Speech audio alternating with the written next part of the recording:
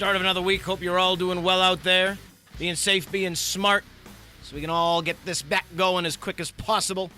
Derek Pollacchi in studio, another edition of the Pollacchi Zone. Happy to have you along for the ride. Today on the program, she's been on before. She has to call in today, and we're happy to have her. It's Sol Ross State University head women's basketball coach, my good friend Katie Novak. Coach Novak, how's everything going today and in your life and with your family, with everything we're going through right now? Everything's, it's a strange time, but getting a lot of housework done, recruiting as much as I can from home, and it's been nice because my fiance and I can spend a little bit more time together than normal, so that's been good. Always got to look at the positive things. Before we get going into women's basketball and what's going on right now, we saw what came down the pike last week. Our good friend Cliff Carroll moving to the land of purple at Mary Hardin Baylor. And I just wanted to get your thought on that as, number one, we're losing a good coach, but we're also losing an important part of the athletic staff and a good friend of ours. So I just wanted to ask, because I know you two are close as well, all the travel of the seasons together. I just wanted to get your take on Coach Carroll's departure.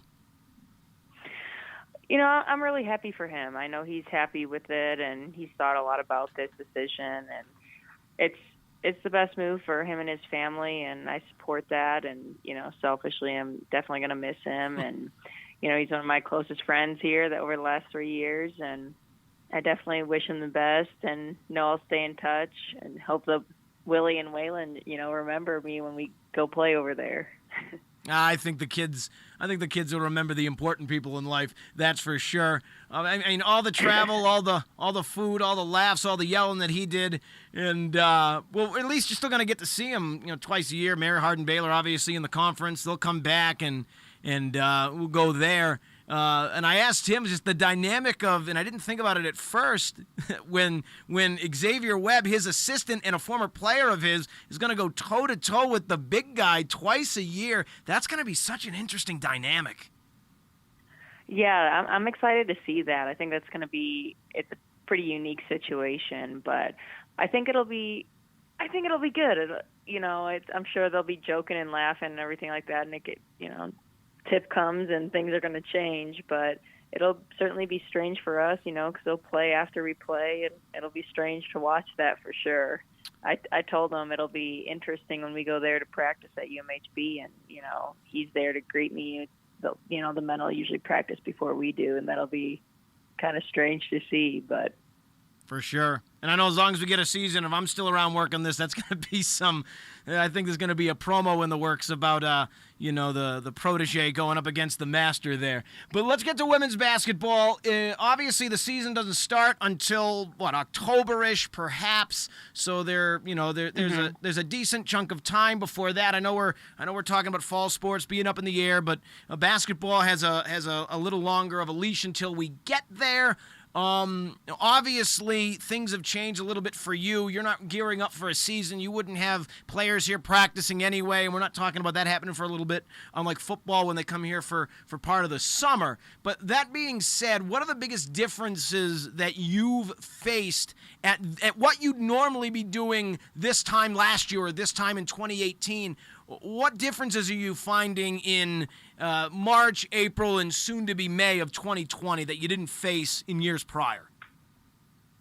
Well, normally this is a great time when we'd be getting a lot of people on campus and wrapping up recruiting for the next season and actually looking towards summer camps and recruiting for 2 years down the road then. It's a little bit different now, putting all the camps on hold for the summer and the clinics that we do, and we'll travel and usually do some clinics as well. And, it's something I thought about the other day is I've spent a lot more time outside my yard, doing yard work and housework and things like that. Normally I'd be in a gym recruiting. So it definitely is really different.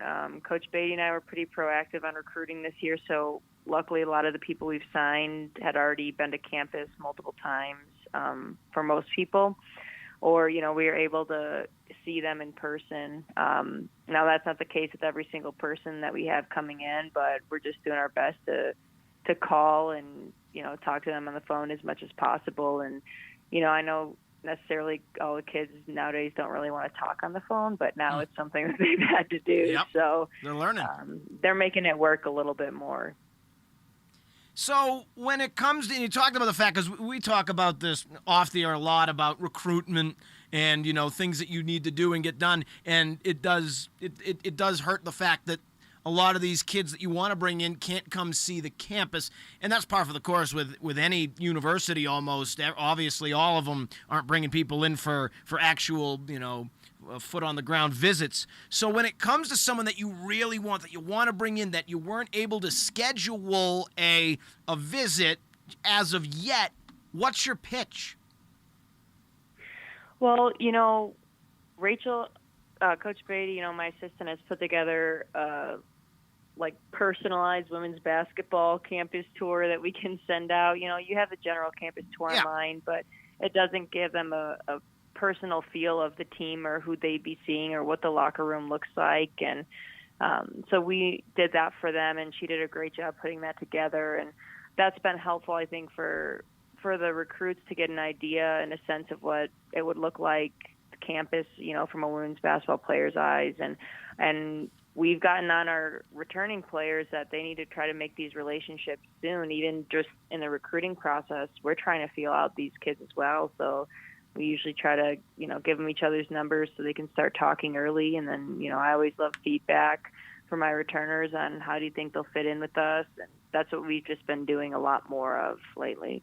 When it comes to returners, because I've talked with Coach Pierce and Billy Ray Laxton and a bunch of coaches over, and many of them hearken to the fact that this pandemic that we're going through right now, for many universities, enrollment, very well could go down. Student athletes that were planning to come back might have to, change the way they go about things based on what happened to them or their parents or their relatives. So this has a lot of effect that you might not have seen.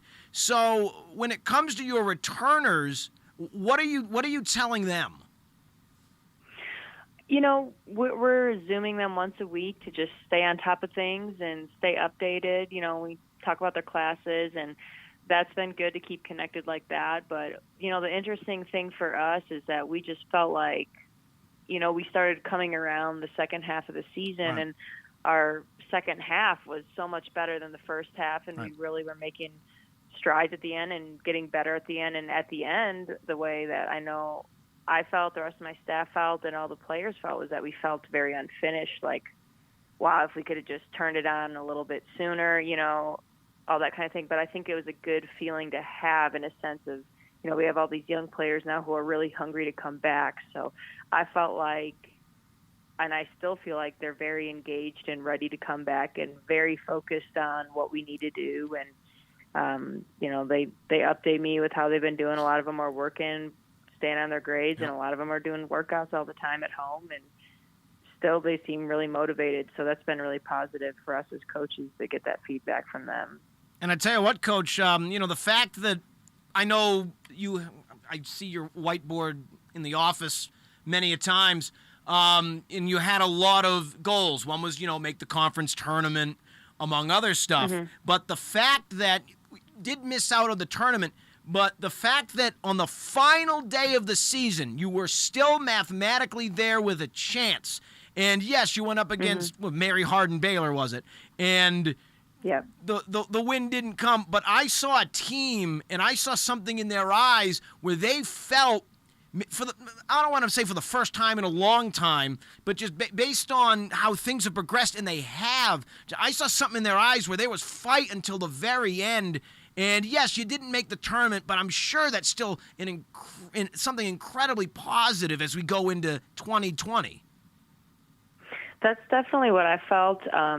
It was, I think you put it correctly, and it was almost like, we got in the second semester really at the start, and a light bulb just switched on for a lot of them, and they realized what was at stake. And, when you have a young team, it is hard. You can kind of let them know what to expect as much as possible, but you really don't know how tough our conference is until you start playing in it. And how many games it is and how long the travel is, and just getting used to it. And I think that when we got a little of that handled and we're really focused on, okay, now we need to turn it on. And it was a little bit too late, but I think that it was a really good lesson because, we had some pressure games there at the end that we pulled out and won when we needed to.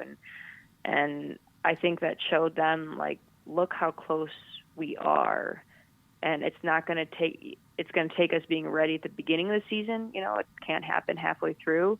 And for us as coaches, then we're looking at what players can we add to this to push us over the edge and really take us to the next level. And we're happy with the people we brought in, but I think it was really, really good lesson for the returners. And like Coach Beatty and I talked about many times, we felt like our best practices were the last month and a half of season. And I haven't always felt that way as a coach. Sometimes you feel like they're not really retaining new information, or they're burnt out, or they need a break, or, whatever the case may be. But we actually felt like we were making the biggest leaps as a team and as individuals of just improving at the end. So it was really positive for us. So now the question is, how do you bottle that final month and a half where you're talking about all the positives and the strides that you made? How do you bottle that and bring it to the start of next season?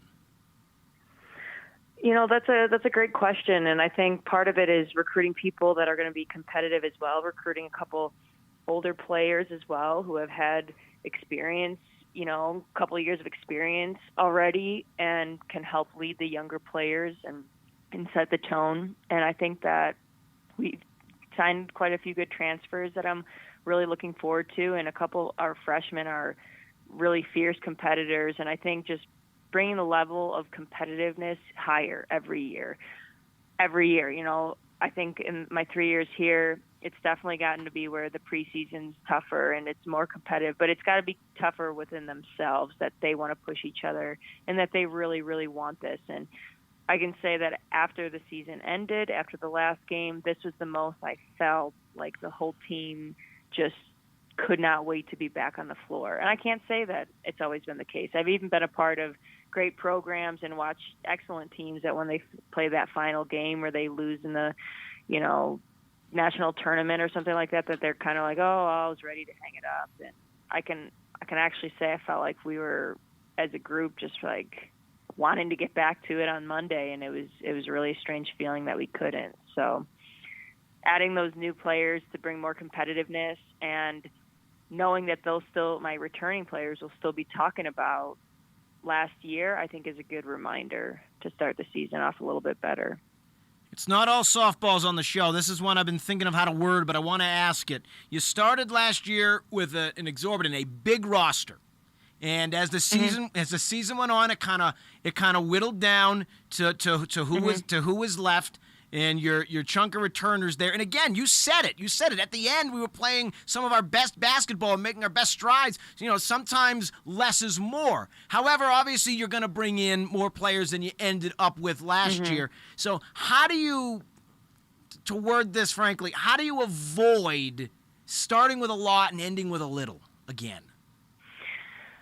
I think that every year I've definitely seen that trend here, and it's something that I think we have to fight, always being in a very remote location, for a variety of reasons. With that, being said, I think recruiting a higher level student athlete all the time, because some of those people that didn't make it for grades, or some of those people, didn't want to fight back from injuries or whatever the case may be. There's a lot of different reasons that happens, but we just really made it a point, as a coaching staff when we're recruiting this year, of people that really, truly that we have this as much of a relationship with them as we can, that we've been talking to them for months, and that they're really invested in the vision. We don't want somebody that's going to come in and just, I like basketball, I'm going to join a team, and I'm going to get my degree, and, whatever happens, happens. I want people that are looking to compete in conference championships and move this forward. And I think as coaches, when we're bringing these new players in, we had more of those just direct conversations early and longer than we had in the past. And, moving out to West Texas, I had to get more comfortable recruiting this area and find all these I mean, Texas is enormous, but, when I was in San Antonio, you had all this easy recruiting right within a couple hours and so many kids to choose from. And now it became a lot different. So I think as coaches, we're getting better and learning these areas and being even more intentional and setting a higher standard of who we are going to recruit and allow to come. And if they're not competitive, maybe my first year here, I would have had to take somebody because we needed numbers. Right. It was a lot harder to recruit that first year. And now it's not the same position. So we have been competitive and we're moving in that direction. And so we can be a lot pickier with who we're recruiting, which has been really nice. We're talking with Sul Ross State University head women's basketball coach Katie Novak. Coach, hold the line. Got to take a quick break. We'll come back for the second half, and we'll talk more. Sul Ross State women's basketball on the Zone. Talking with Sul Ross State University head women's basketball coach Katie Novak, part 2, coming out of the break. Coach, my final question before the break, you talked about vision, okay? Now, goals can change year to year. Your goal is to make the conference championship. If you make it, the next one can be, all right, let's win the first round or let's go to the finals. You set records, or you hit that. You're gonna based on your record and how you did, you're gonna set new goals. But for you personally, as you progress with another season under your belt and then another season under your belt, does the vision ever change? No, I don't think so. I mean, I think the vision's been the same for me. Even when I was a player, I don't think it's changed a whole lot. It's always to be competing at the highest level that I possibly can be. Now, coaching at the highest level I possibly can be. And I don't mean division level. I mean, me as a coach helping my program be competitive at the utmost level in our division and being good student athletes, especially at Division III. I think that's really important. So the vision that they really take seriously, the opportunity that they have, that they don't take it for granted. And that's just something, I mean, as a player who's gotten injured a lot of times in the past, I always really felt such a passion for basketball and felt like it can be life-changing if you can take the opportunity and really go with it. And that's really what I'm trying to get from my players now, and understanding that they can really do something special. And I know Sul Ross women's basketball has always struggled in the past, and there's always been a lot of turnover, and trying to empower them to believe that, you could be this group that gets it done, and it's going to take something really special, but I really think it can be done. And that's how Coach Beatty feels. And when we're recruiting, that's what we're looking for, is someone who really believes in the big picture. You only had her for 2 years. You look at the roster from last year to this upcoming season, and obviously more names will come on it. But the big loss, Chandra Nunez, you're losing 16.7 points per game, just over 6.5 rebounds per game, leading scorer. How do you instantly replace that?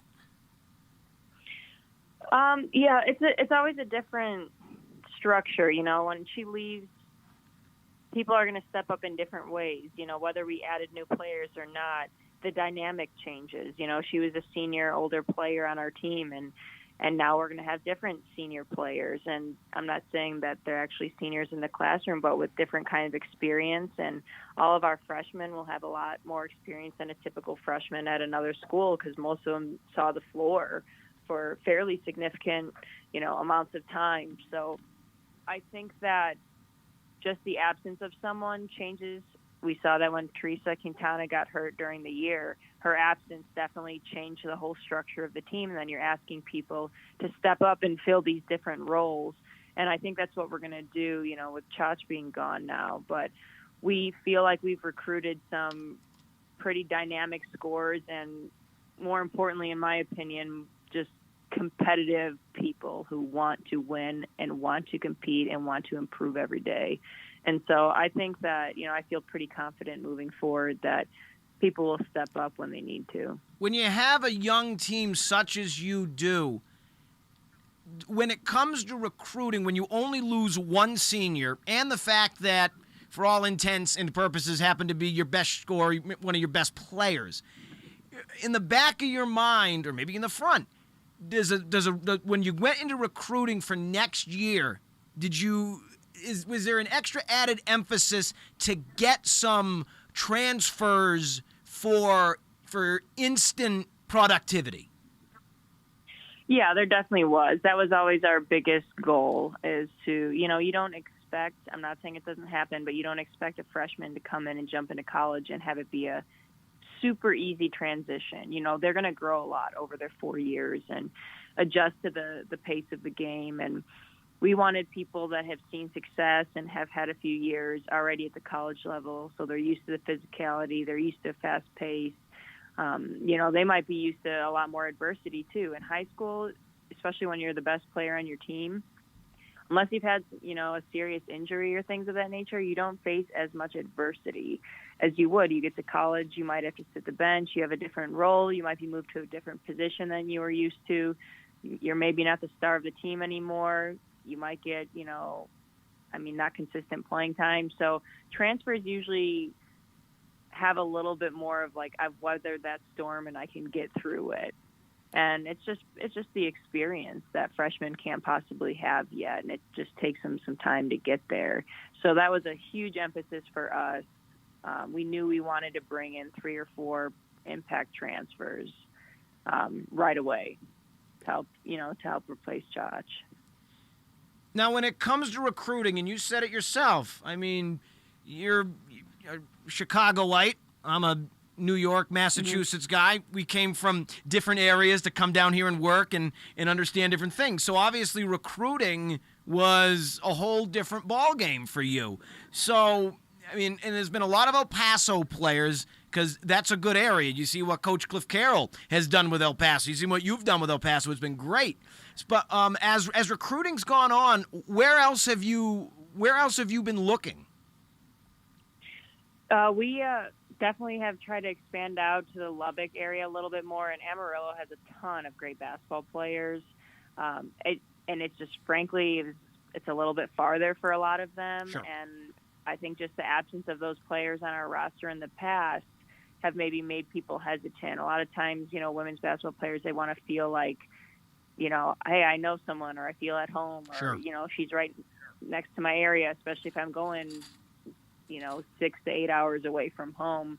So that's really important for them. And we've been trying to break into that area a lot more. And we've signed a transfer and a couple freshmen from that area. So we're pretty excited about that. And, I went down to recruit in Laredo and saw a lot of good young players. A lot of those will be, 2021s or 2022s as well, but really just trying to work on expanding our recruiting area a lot more. It's harder for us to necessarily get all the city kids. Not impossible, but we're really trying to focus on West Texas a lot. Now, you've got a couple years and then some under your belt here at Sul Ross now. Last year was the first year you had a full-time assistant coach in Rachel Beatty, who had been with you before that, just in a different title. How integral has she been in the evolution of this team as you've finally had a full-time assistant? It's been huge, and it's important for the players' development too, and their relationships. And Coach Beatty was an excellent player. She played for me, and she was on an excellent team. She won conference championships. She knows what that feels like. She was an academic All-American, so she just embodies a lot of the things that we feel like Sul Ross women's basketball should stand for. And I'm happy to have her as a mentor to our girls and a role model to them. And I feel like, the older she gets and the more years she has under her belt, I think the better she's going to get. She's somebody that's always learning, and she's always wanting to improve, and that's really important. Coach, I think we both agree on this next one, that over the past couple of months, it's stunk that we haven't been able to get the gang together for some pickup basketball.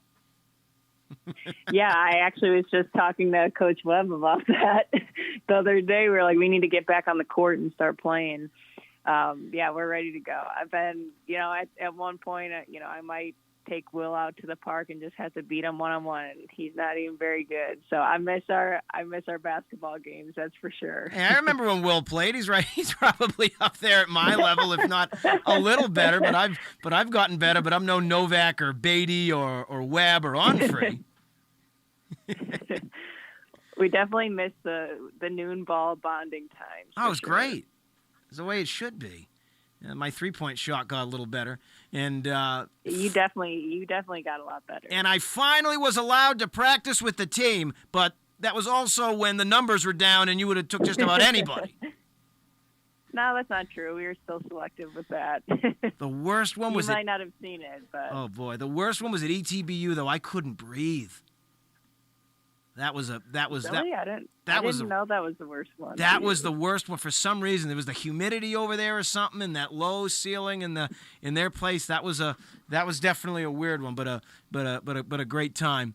Coach, so what's your message to the fans and the listeners right now? As again, we're still a chunk of time away from the season, but what's your message to them about Sul Ross State women's basketball?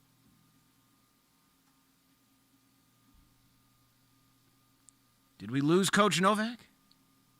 Uh-oh. The call was dropped. Let's see if we can't get her back real quick.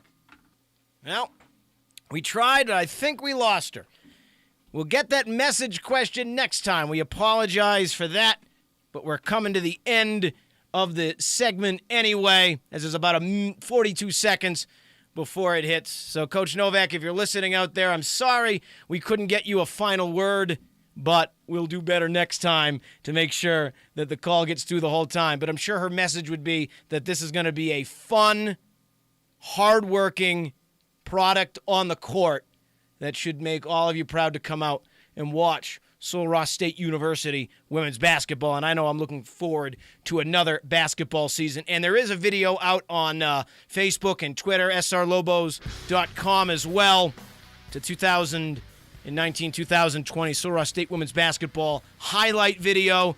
Go take a look at that. It's got some great editing done by our guy Derek Razor, and just shows you the kind of product that Coach Novak is putting on the court. I want to thank Coach Novak for joining me. Sorry we lost you. We'll do better next time, and we'll have Coach Novak back very soon as we talk about when the basketball season's getting closer. That's it for me. I'm out. Derek Pollacchi. I'll see you next Monday. Same time. New guest. We'll figure out who that is next Monday. We'll see you then on the Pollacchi Zone.